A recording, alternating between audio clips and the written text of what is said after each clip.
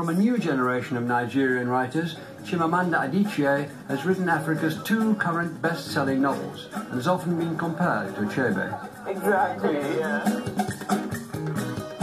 The winner of the Orange Broadband Prize for Fiction 2007 is Chimamanda Ngozi Adichie.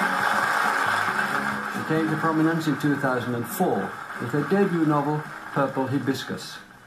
Was it an accident that you started your first novel, that's Purple Hibiscus, with the lines, things started to fall apart? Do you want the truth, or do you sort of want the made-up response to that? I think the both, and we're very liberal on this programme. The made-up response is that it was not an accident, but actually the truth is that I wasn't consciously aware.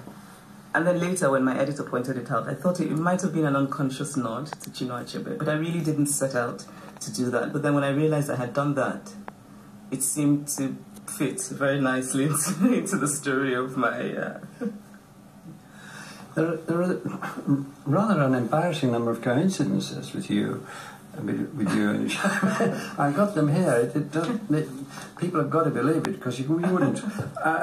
You're both Igbo. You're both the same age when your books became world famous. In the same week as you won the Orange Prize, Achebe won the Man Booker International Prize, this sort of thing. But much more importantly, Achebe was a professor at the university, and so was your father, and you moved into a house when you were 5, and it turns out to be in the house in which Achebe lived. Mm. And let's not forget that our initials are both CA. Yeah. That's even more symbolic. I think that it is embarrassing now that you mention it, isn't it?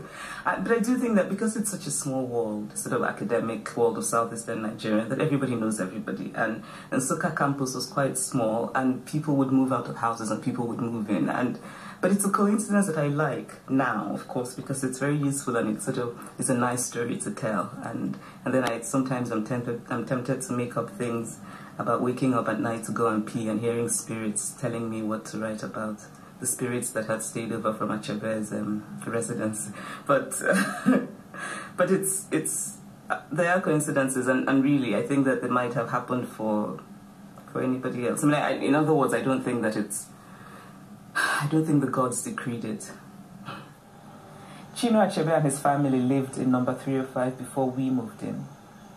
I realize now what an interesting coincidence it is that I grew up in a house previously occupied by the writer whose work is most important to me. Our first day at the house, we looked at the parlor and kitchen, and when it was time to go upstairs, I began to cry, because the stairs were endless, insurmountably high, and gleaming a deep burgundy. I refused to climb. I was 5 years old.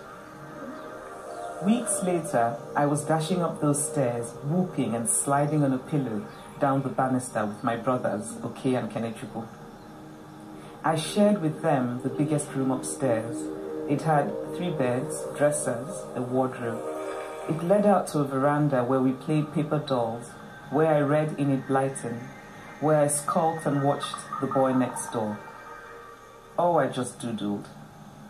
I wrote my first book at 10 on that desk in an exercise notebook titled The Hopscotch.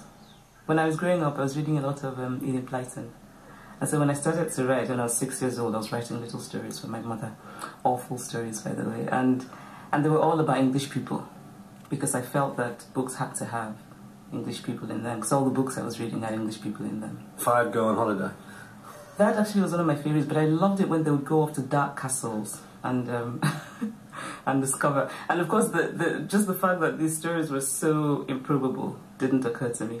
But but no, really. And then I read Chinua Achebe, and I think I was maybe 8 or 9. I really don't remember. And only in retrospect realized that it really was a changing point for me, that it completely changed things for me. I started to realize that it was okay to write about my world, about people who look like me, about things that were familiar to me. And Achebe actually was exotic in some ways as well, because it was sort of the Nigeria of 100 years ago.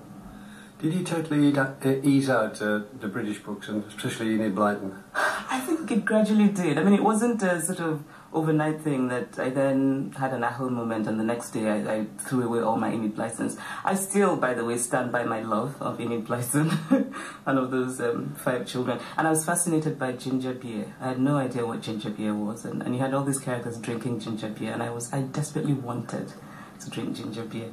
But I think what it did really was simply to open up my definition of what literature was. Reading things fall apart at that early age, and that slowly I came to see that really that my world was worthy of literature.